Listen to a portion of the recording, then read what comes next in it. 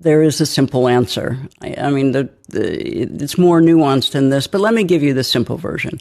The United States went to Afghanistan very understandably after 9/11, but we went in a very emotional state, and we were angry, and we were bent on revenge. And, in retrospect, that's not a good way to set off on a war.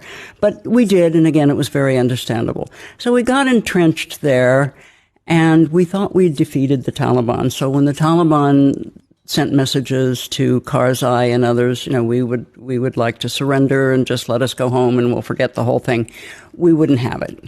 So we got involved in a war with the Taliban as well as Al-Qaeda. And the problem there was they were a legitimate movement within Afghanistan. They had a certain following. And of course, as I think people well know at this point, many of the people we partnered with out of expediency and lack of understanding of the culture and the history were the very people that the public was against when they were trying to disarm them, the warlords and so on and so forth. So we set off into something we didn't understand very well, and then we were stuck. And, it was hard to get out, and there was a lot of support for the war, in part because of 9/11, and in part, to be honest, because of what we call our military-industrial complex. A lot of people made a lot of money, off of this war.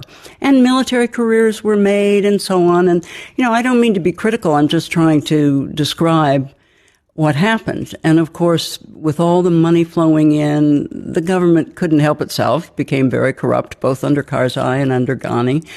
And, Afghans might be illiterate and might be poor, but they're not stupid, and they all knew this. I mean, people knew this, and they began to resent it.